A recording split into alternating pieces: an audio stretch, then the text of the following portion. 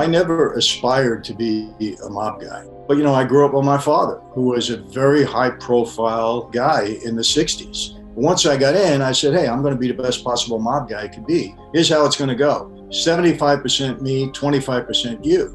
He comes to my house and he's got a box on his shoulder. It's a Saturday morning. He comes in and I said, what are we doing with all this meat? Are we having a party or something I don't know about? He said, hey, Chief, it ain't meat. Puts the box down. He opens it up. He said, this is the first 2 weeks taking the gas business. It was $320,000. I had over 350 gas stations, and we were servicing just about every branded and unbranded station that we can get a hold of. And we grew that 320 into 5, 6, 7, 8, 10 million a week. I got that call one night. I was concerned. I thought I could have walked into that room and not walked out again. The setup was not good. It was bad. I had about 15 agents surrounding me. And one guy looked at me, I'll never forget. He was an FBI agent, and he said, Michael, not this time. You became a star, and they were lining up to testify against you. Life is tough enough when you're doing the right thing and everything is good. When you get involved in criminal activity and you put more baggage on your shoulders to carry around, life gets so difficult. You got to play it straight at life, and that's the best possible shot that you have at having a decent life.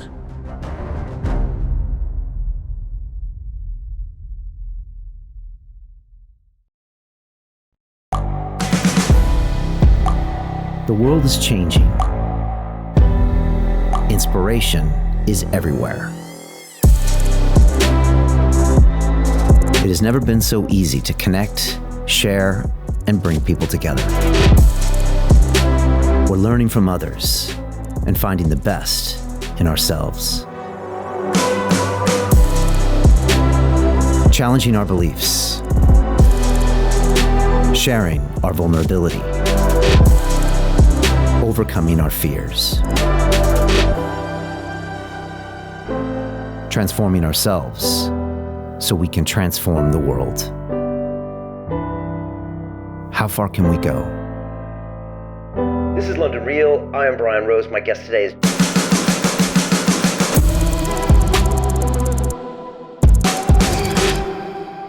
This is London Real. I am Brian Rose. My guest today is Michael Franzese, the former American mafia boss turned motivational speaker and author. As a captain of the feared Colombo crime family, you at one point were earning $10 million a week, making you the second highest earning mobster of all time behind Al Capone. In 1986, at age 35, Forbes listed you as one of the 50 most wealthy and powerful mafia bosses. Today, 48 of those are dead, one is serving life in prison, making you the only free man left. For your crimes, you served 6 years in federal prison, with 3 of those in solitary confinement. Today, you tour the world telling your story of the mafia as a warning to others of the dangers of living a life of crime. Michael, welcome to London Real. Good to be here. Thank you. It's great to have you here, Michael. I guess I wanted to start off and just tell you my brief story of my experience with, mafia and the mob. And it's kind of telling because it's got to do with the poster behind you. I grew up in San Diego, California, and in the 80s, I had never heard of the mob. I'd never heard of mafia because we just didn't have that history out there at that time. And it wasn't until I went to school in Boston and I woke up one morning at the fraternity house and I was all alone and I stuck in a copy of The Godfather, and that's the first time I was ever opened up to this life, and it just blew my mind, and I was just like, wow, I didn't know this existed. And 2 years later, I moved to New York City. This was 1993, and I was a trader on Wall Street. And one night, the guys took me out to Sparks Steakhouse, right? And I was just a junior, and they wanted to show me how large they lived, and the brokers took us out, the bookies took us out.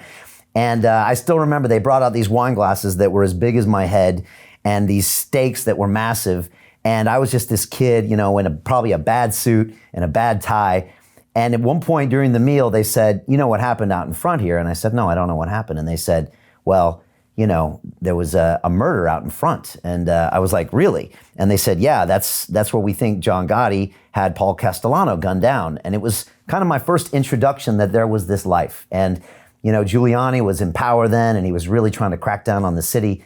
But I kind of missed maybe the era that you were there, but I got the tail end of it. And I'm wondering, what does that remind you of when you think of those times? And the mid-'80s was kind of the time of transition wasn't it? Where kind of the old style was moving away and it was kind of not like it was going to be anymore. Is that what's kind of happening in the mid 80s?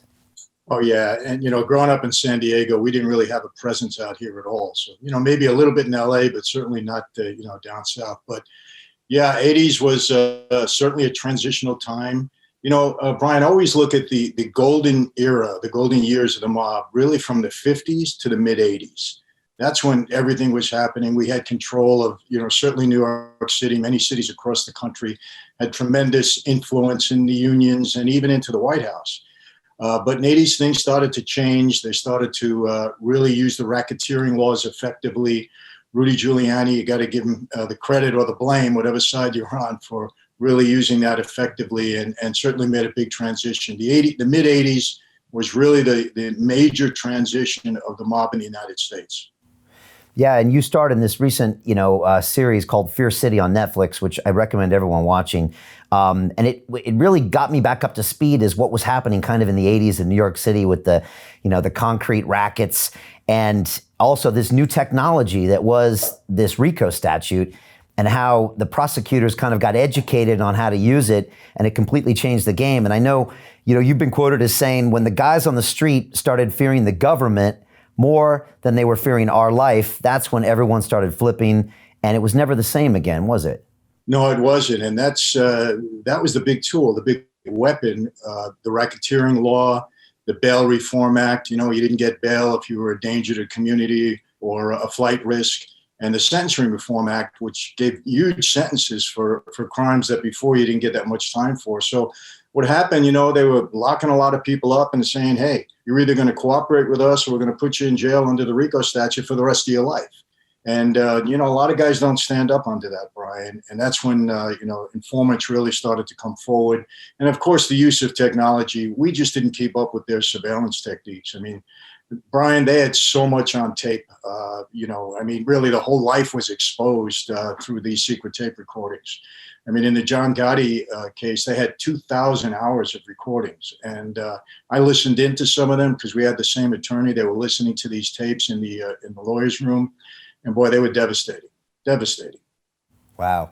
What I found fascinating about Fear City is that before that, they couldn't really touch you because, again, I call it technology, but due to the organization of the family structures, they could never really stick anything of note on anyone. And it always had that way of protecting the bosses.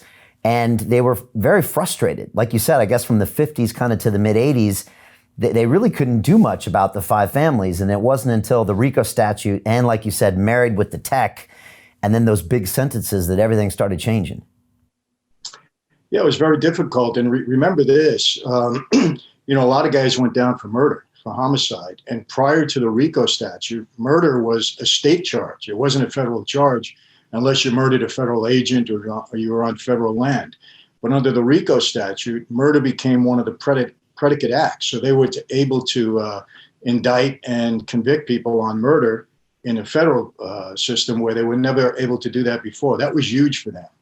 So, I personally, I don't like the RICO law. I think it's unconstitutional, but of course I would have come to that. I was indicted twice under federal RICO statute and once under the state. So, I've had my share of RICO. You want to hear something funny about RICO? So I was an interest rate derivatives trader for Bankers Trust, and it was on One Liberty Plaza, which was right next to the World Trade Center. And again, I'm 22 years old. I'm on the 33rd floor. I'm on a trading floor, and they're allowing me to trade, futures and bonds. And like for me, it was like the time of my life. But funny enough, that our bank was later prosecuted, and they threw the RICO Act at the bank because they had put a couple of different corporations into these fancy derivative trades.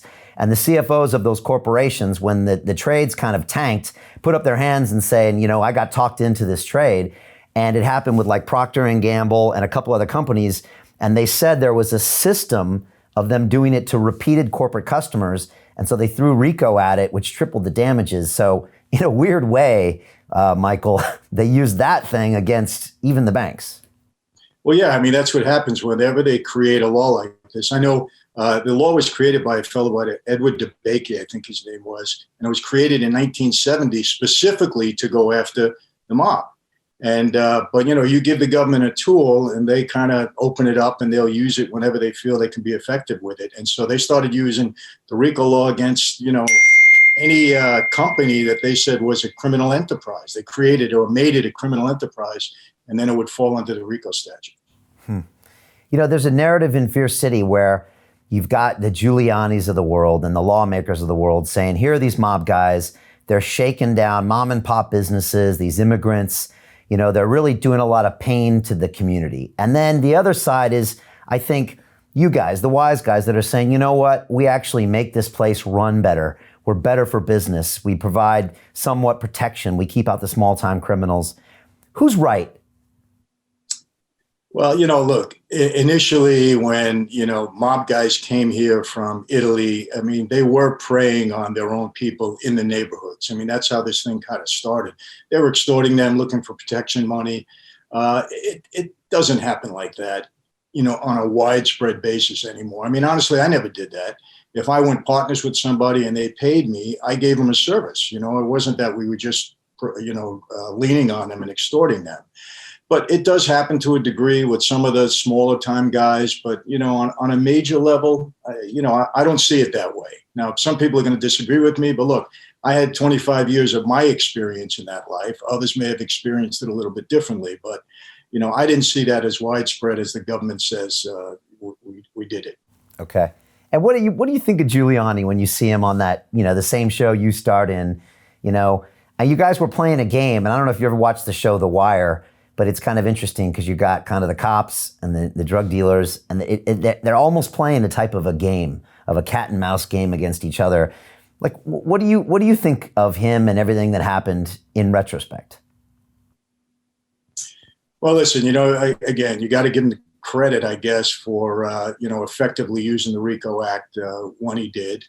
I will say a couple of things about him. I thought he was a great mayor in New York. He did a lot for the city. He really did clean it up, and I got to give him credit for that.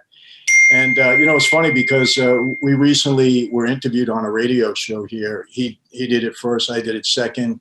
And the radio host brought my name up to him, and he actually was pretty complimentary about it. So, maybe he's had a change of heart. But I always tease him. I say, hey, Rudy, I was the only one that beat you. He had me on a big racketeering case, and I was acquitted after a several-month trial. We were the only case that then ended up in acquittals. He convicted everybody else. So at least I got that on him, But look, he's you got to give him credit. I mean, he was a good prosecutor, and he was a good mayor. And actually, politically, we kind of find ourselves on the same side right now. So, isn't that interesting? Those 50 guys that were published on that Forbes magazine. Knowing that you're basically the only one that's free, and the rest are dead or in prison or somewhat that. Is the ultimate message for people that are listening is that crime doesn't pay, no matter what happens in the short term, or what can we learn from that stat? Brian, I preach this message to, I do a lot of prison, visits, and I work with a lot of juveniles, gangbangers, and I tell them straight out, you don't get away with criminal conduct in America anymore. Law enforcement is too sophisticated. They got too many weapons. There's too many informants on the street.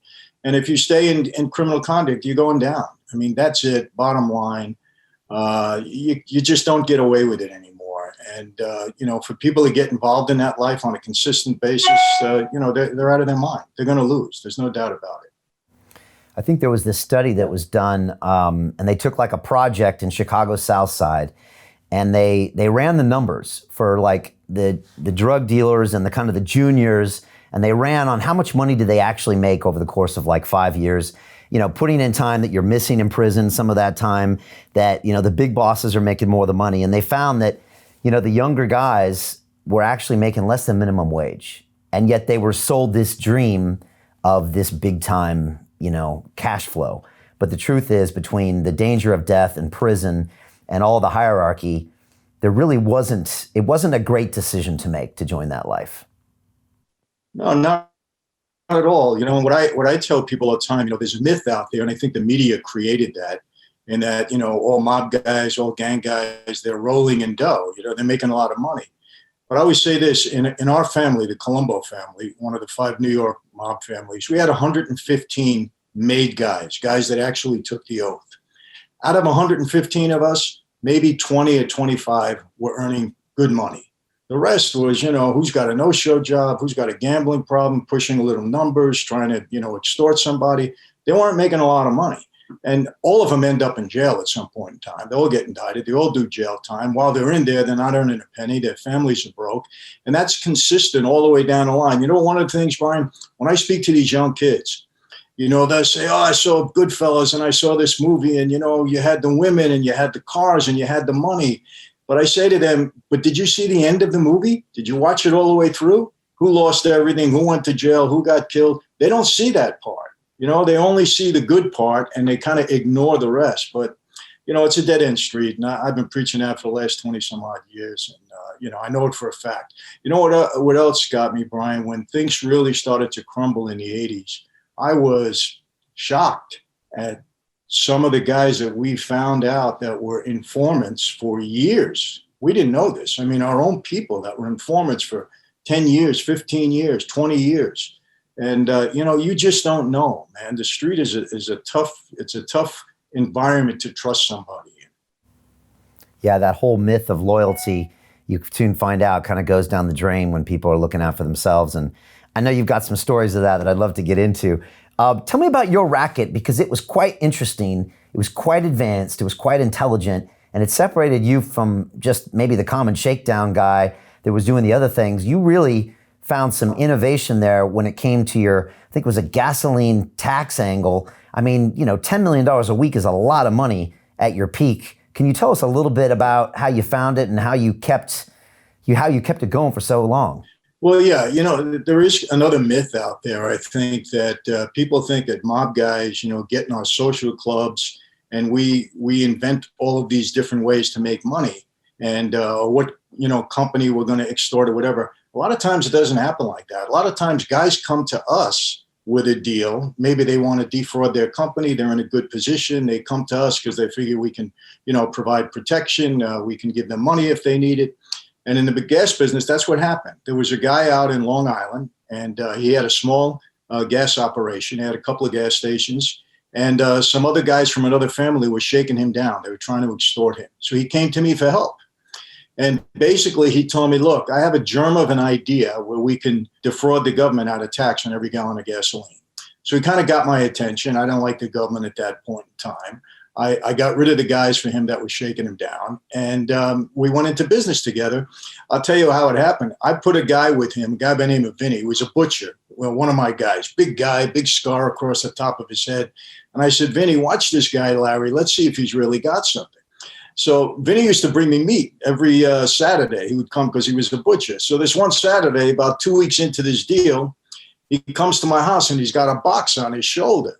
And it's a Saturday morning. He comes in and I said, what are we doing with all this meat? Are we having a party or something I don't know about? He said, hey, Chief, it ain't meat. He's come in the kitchen. We go in the kitchen. He puts the box down. He opens it up. He said, this is the first week or 2 weeks take in the gas business was $320,000. It all smelled like gasoline, right? They got my attention. To make a long story short, he and I got together and devised a scheme, and it was complicated. We had 18 companies at one point in time. I had over 350 gas stations, and we were servicing just about every branded and unbranded station that we can get a hold of. And we grew that 320 into 5, 6, 7, 8, 10 million a week, depending upon, the volume. And that wasn't all going into my pocket, obviously. That's what we were generating. But, and I was giving up to the family. We had, a lot of people that we were providing cash for, and I did very well myself, but it was a very complicated scheme to keep it going. What I did, Brian, I brought the Russian mob guys from Brighton Beach, Brooklyn in with me. They had a small operation, but they didn't know how to get around the accounting to defraud the government out of tax. And I wasn't going to teach them. I said, you come on board with us and, you'll share in the profits. So, we ran together for about almost 8 years until I went to prison, and the government just couldn't figure it out. We were always one step ahead of them. So you brought in the Russians because they were experienced when it came to accounting and hiding money? No, they didn't know how to do the accounting, and they couldn't get the licenses that you needed to collect the tax. You had to be a wholesaler licensed to collect the tax, and then you were, you had to pay the government on a quarterly basis. They couldn't get licensed, and they didn't understand the accounting procedure, how to keep the government at bay for 10, 12 months. And we were able to do that before they came down on us. So we brought them into our operation because they had a few gas stations, and everybody was trying to do what we were doing, and some others did it, but they didn't do it as good as we did. I mean, we were the guys that really, led the way in that. It's strange that you might work with the Russian mafia, because you never see that in a movie. You just see mafias fighting against each other. What's the upside and downside of dealing with the Brighton Beach guys? And did you have to sell that into your own family? No, they were great partners, Brian. They were one of the best partners I ever had. I mean, no, there was three of them really, and they weren't afraid of the justice system here. One of them had did time in a Russian prison. He said, "Michael, this would be a walk in the park if I ever got in trouble here." And they were very intelligent, and they were very committed. And we got along great, for like I said, almost 7, 8 years. So, we don't care who we get involved with as long as they're doing the right business with us. We got involved. There was a group in New York of Irish mob guys called the Westies. We did business with them. They were another good group. Stayed away from the street gangs. We didn't get involved with, Bloods and Crips and all that kind of stuff. But, anybody that worked effectively with us, we weren't racist or prejudiced in that regard. You worked well with us, we'll do business with you. I mean, when there's that much cash coming out of a business like that, what's to stop someone like that from trying to grab an extra $500,000 a week? How do they avoid the temptation, and how do you keep an eye on that? Well, they really don't. The deal I cut with the Russians was funny. I said to them, when we cut a deal, I said, look, here's how it's going to go. 75% me, 25% you. And they kind of huddled together, and they came back and they said, Mr. Mike, we don't see that as fair. I said, no, it's very fair. I'm going to tell you why. He said, why? I said, because you guys are on the street. You're going to steal from me. I know that. That's the game. I said, but I won't be that angry with you because I'm getting the lion's share. I said, but just don't let me catch you, I told them. And they laughed. And, look, guys on the street are always going to play a few games. But, when you're making that much money, Brian, what does it really mean? You don't want to police the effort that much. You want to have a good relationship. And if they're taking a few extra bucks, what's a big deal? That's how I looked at it anyway. Yeah, that's smart. So you ask for your 75. If you get 70 or 68%, you're still happy. They're happy. And they know they got to keep it moving forward. And I guess as long as everyone's bringing something to the table year after year after year, the partnership continues. Absolutely. And they held up their end. These guys were great. I always say it. They were some of the best partners that I ever had. And I'm thinking, when you're stealing that much money, the only way you can do that over a long period of time is if it's from the government, right? Because anyone else, it seems to me, is going to notice. But if it's the federal government, I mean, is that the one entity where you actually could have got away with this? Oh, yeah. I mean, look, I'll be honest with you. My targets on the street were always, I went after insurance companies. I went after banks, obviously the federal government. I mean, I kind of set my standard pretty high. And, they were all pretty easy to defraud. I'm going to be honest with you. And look, I always reasoned it this way. You get as much time for $500,000 as you do for $10 million. So you may as well go for the big time. And, as long as you present yourself the right way and you understand the dynamics involved, it's not that difficult. And the government, they were so archaic in their collection practices that they just couldn't keep up with us. We were always a step ahead of them. And quite honestly, I don't know if they even care about the money. I mean, they have to, work to get it, but do they really care? I mean, I don't know. I'll be honest with you. I don't know, Brian. It was a funny experience for me. It's a good question. I mean, it's some civil servant who's making some medium salary, checking on the tax receipts of gasoline. If 50 or 100 million are missing, does he care at the end of the day? I guess that's the question, right? Well, let me tell you the difference between the federal and the state governments, the way they operated. I got indicted for a racketeering case on gas in Florida because I had a big operation there. Florida, they wanted the money. I could have walked away with practically no time. They said, we defrauded $80 million. Let's make a deal. Give us some money back. And they weren't looking for the jail time. The feds, just the opposite. They'd rather have you in jail than collect the money that's due to them. So, what does that tell you? Yeah, I guess they don't care as much about the money. And then not only when you started making this money, you started diversifying your operations and you started going into gambling and a bunch of other things. Was that just a natural outcrop for you to get involved with all those things? And is there anything you wish you would have done differently? Well, when you're on the street, bookmakers, collecting illegal bets, they don't operate without being part of our network. We won't let them operate. And, they need us anyway, because, bookmakers give credit. Somebody don't want to pay. They come to us to do the collection. Sometimes they need money. We forward them money, advance them money. So bookmakers were always connected with us. And I had a number of them working with me, under me at that point in time. I wasn't a bookmaker myself, but I had them answering to me. And then, I diversified, and I always had money on the street, Shylock money. That's part of your thing. Most of the time you give it to a business that you feel could pay, or if they can't pay, you're going to become their partner. I had a lot of my own guys that I would give money to so that they can give it out and make a couple of points a week for themselves. So you're always into that. Never had anything to do with drugs, Brian. We were not allowed in our family to get involved in drugs. And for me personally, I hated anything to do with drugs because I had, serious consequences in my own family with it. But, and then I had a lot of legitimate businesses going. I had 2 car dealerships. I had a number of restaurants that I had opened at the time. I had a leasing company. I had a production company in Southern California, in Hollywood. So I had a lot of things going. So I used some of that money to have a legitimate operation and income.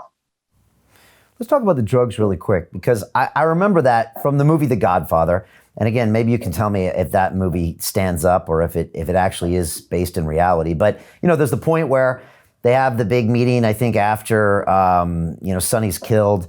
And they kind of make up, and he just said, no drugs, I don't want you dealing in the drugs. It's bad for business, et cetera, et cetera. Was that really true? Or did people still do it on the side? And then a bigger question than that is, if the mob was still around and if they were running the drug business of today, would it be a different business? Would there be less violence? Would it be, a different kettle of fish? Well, let me say this, during my era, I was told the night I got made, Halloween night, 1975, you deal in drugs, you die. That's it. We don't deal with drugs in this family. Carlo Gambino, no drugs. Paul Castellano, no drugs. Now, were guys doing it on the side? Yeah, small time. Not even, they couldn't compete in any way with the guys in Mexico or Colombia or anything like that. Not at all. But yeah, guys were doing it on the side. And there was some guys in our life prior to that era that were dealing pretty heavily in drugs. But it was hands off during my time. And look, I had a very dear friend of mine. He was a made guy. I knew him my whole life. He got caught in a small drug deal and was afraid he was going to get walked into a room, and he killed himself. He was that scared. So, sometimes I get criticized when I say we weren't allowed to be involved in drugs, because people online, I'll say, oh, Michael, come on. In my era, drugs were hands off. Some guys were doing it, but they weren't supposed to be doing it. Would we have done it more effectively? I don't know. Look, Brian, there's a fallacy out there that, our first way to rectify something was through violence. That's not true. In our family in Cosa Nostra, murder was very serious. It wasn't something that we did randomly. It had to be approved by the boss. If it was another guy in our family, a made guy, he wasn't there for himself, but basically there was almost a trial held, where people are for it and against it. And then the boss made a decision, and that was the decision, like it or not. So it wasn't something that we were out there randomly killing people. It didn't happen that way. Again, and I say through my experience, my 25 years in the life. Now, obviously, violence is a part of that life, and I'm not gonna say that's not true. Of course, it happens, and it happens often, but it's taken very seriously. So, drugs, because it got the attention of the police, because there is a lot of violence in drug dealing, because there are other groups involved, I think those are the major reasons why we wanted to stay out of it for the most part. There's that famous line in the movie where, I think Don Corleone says, or maybe it's him, where he says, or maybe it's another of the other bosses says, the rackets and the prostitution. He said that's something that the politicians can let slide, but if it's the drugs, it's something they won't let slide. Is there something about that market that goes against kind of the fabric of the family or the fabric of the Cosa Nostra, where it really is like oil and water? It just doesn't really mix for the long term, the way that was set up? Yeah, and I had discussion because that affects, people's lives individually. It's not like you're taking money off of them. You're putting something in their bodies that's potentially it could kill them. And look, we did have regard for families and kids. I mean, look, I had a sister who died of an overdose of drugs. My brother was a drug addict for 25 years. I mean, I hate anything to do with drugs because I saw we were personally affected by it. So a lot of guys had a conscience with that, and there's other ways to make money. A lot of these other mob gangs and stuff out there, if you take drugs away from them, they collapse. That's it. They're drug empires. Take the drugs away, they collapse. We weren't in that position. I mean, we control the unions. We had politicians, that we controlled. You control the unions in America, you control the country to a great degree, because politicians rely on you. You call we have the Teamsters. You call a Teamster strike, you stop 2.5 million people from working. Trucks stop. You call a strike at the docks. What happens? Nothing comes in and out of the country. I mean, this is powerful stuff.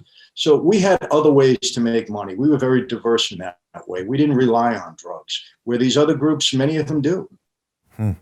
Yeah, and people kind of don't remember those days of the Hoffa days and where you guys could shut things down, even with, the concrete in New York City. You could just, your building's not going to be built for 2 weeks, and that can bankrupt a builder, right? So you really had your finger on a different kind of pulse, and I guess you stuck to your knitting in that sense. Oh, absolutely. I controlled a couple of locals that we had a lot of money in our pension fund. You take that, you talk about defrauding a bank.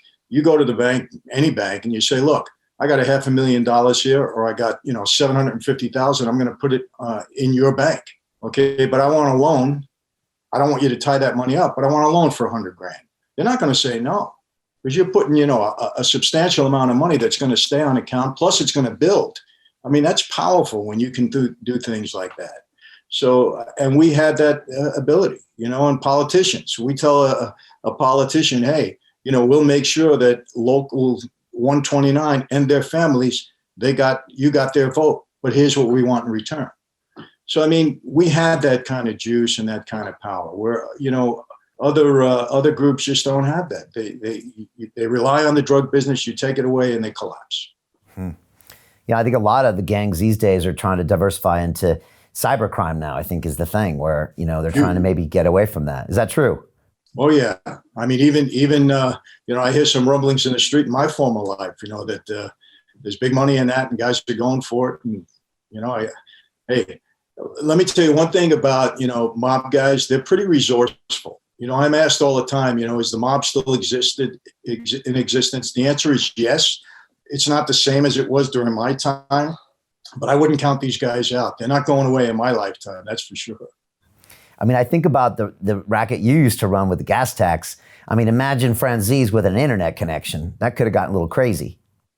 I thought about that quite a bit. It would have been, well, let me not get into that, Brian. Okay. Not give anybody any ideas. Because then you don't have to be local necessarily. You could be global, and and there's a lot of money out there, trillions of dollars potentially in that business. So, let me ask you a question: If when you look at the drug cartels now, and the MS-13s and the gangs, and how it's moved from Colombia into Mexico, and the Sinaloa cartels, and how sometimes the violence spills over the border. Like, if I was in the Sinaloa cartel and I called you up and you were going to give me an hour of your time and no one was ever going to listen, would you advise these guys that, look, if drugs are going to be illegal for the next 100 years, is there a better way to do business? Because it seems to me that violence and chaos, it's never in the interest of people doing illegal activity. I don't know. What do you think when you see those things happening? Well, look, you might get away with that to a degree, in South America or in Mexico, but you're not going to get away with that here in America, not for any length of time. Again, law enforcement is too sophisticated and too many weapons. So if you were going to try to establish that kind of a cartel here in the United States, it wouldn't work. So I would advise them strongly against that. You just couldn't do it, but you can in other countries, but not here. So look, I always advise everybody, you got to go legit today. There's no other way here in this country to go. There's, again, too sophisticated, too many weapons, too many informants.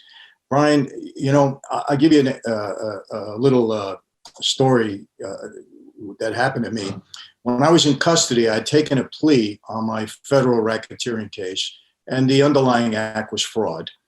And I was in custody, and they had to bring me to Florida because I had to take a plea there because I wrapped them both up together, right? They were going together. And on the plane ride back, I had about 15 agents surrounding me, and they were transporting me back to the jail. And we were talking, and they were saying, okay, Mike, now that it's all over and you took the plea, when we were surveilling you here, did this really happen? They were going like that, and I told one agent, I said, you know what?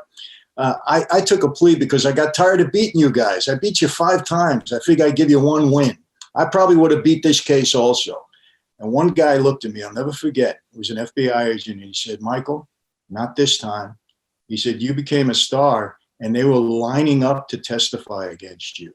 And you know what? He was right. People that I thought that were close to me, they just didn't want to do the time. And the government offers you a great deal. Put you in witness protection, reduce your jail sentence. Don't worry about it. We'll change your identity, give you some money, and you'll live happily ever after. Why go to jail? That's pretty hard to turn down. So that's always the weak link, basically, is informants and people on your team. And they'll always talk to a certain extent, right?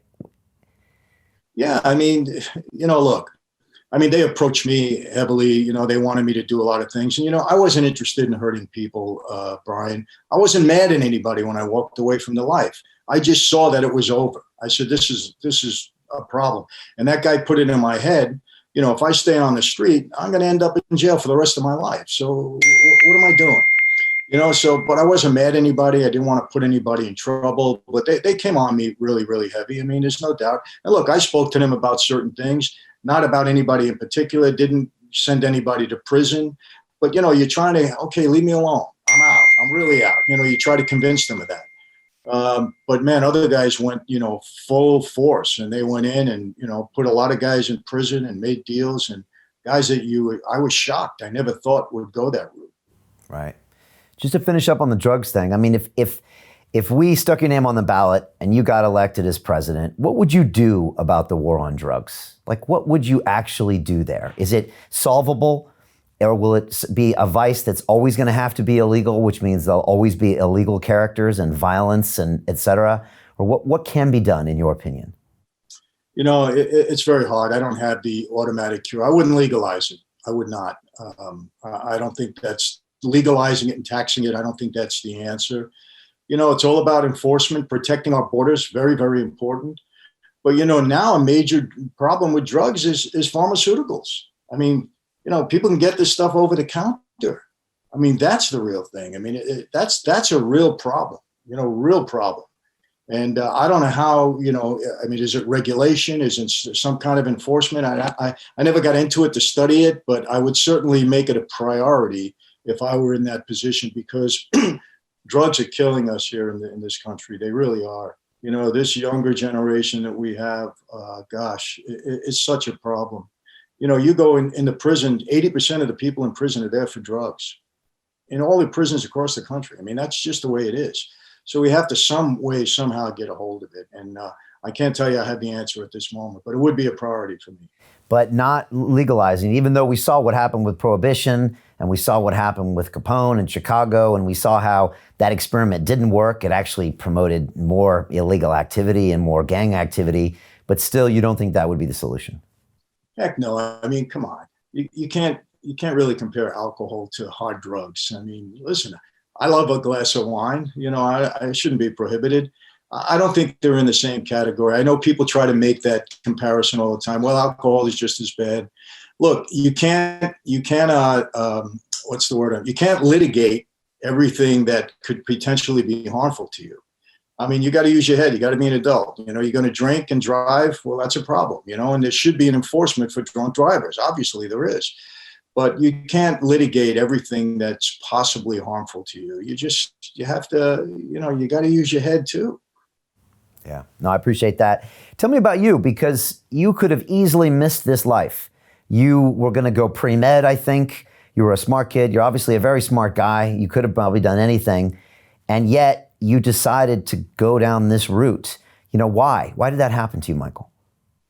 Well, I never aspired to be a mob guy. That wasn't what I wanted. I mean, I always say, I was going to be a doctor. I mean, I had a real interest in that. I was an athlete. But I grew up with my father, who was a very high profile guy in the 60s. And I love my dad very much. And he went through several trials in the 60s until finally he got convicted on a major federal case and sentenced to 50 years in prison. And, I needed to help him out because he said to me, Mike, I'm framed. They said that he ordered a series of bank robberies throughout the country. He said, Mike, I'm not a bank robber. It's not true. The government framed me. And I believed him. And he saw my involvement in his life as a way to help him out. So he proposed me for membership. It's not something that I would have done anything you wanted me to do. It's okay, Dad, you want me to become a member? I'll become a member. It's not like, oh, I wanted it. This is what he wanted for me. But once I got in, I said, hey, I'm going to be the best possible mob guy I could be. And I tried to use the life as best I could to benefit me in business. And that's how I looked at it. So, I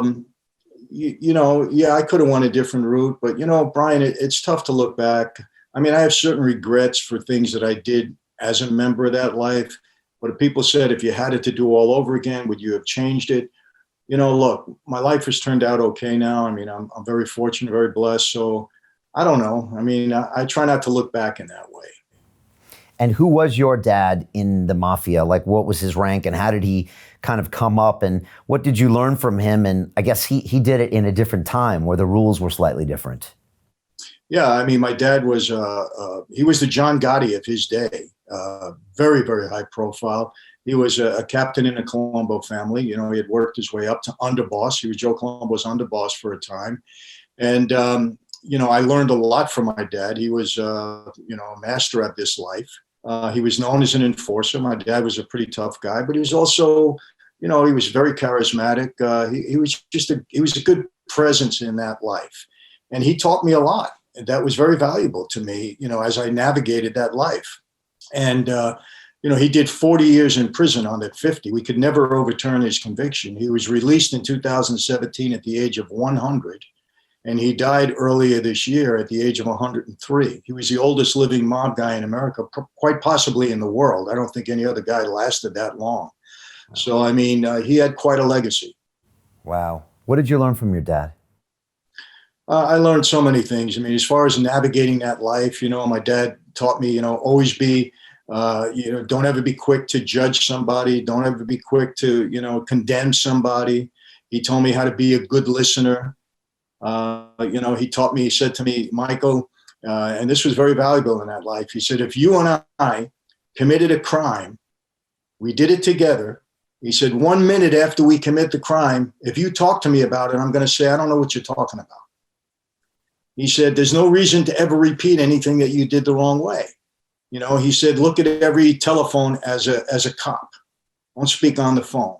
Be careful. So he taught me so many things that they seem like little things, but they were major in that life. He also told me, he said, Mike, when you go to prison, he said, I want you to remember 3 things that'll help you out tremendously. I said, what's that, Dad? He said, remember to say, please, thank you, and excuse me. He said, those 3 things, he says, because everybody in prison, so many guys in prison rather, he said, the respect they never got on the street, they wanted in prison. You bump into somebody, oh, excuse me.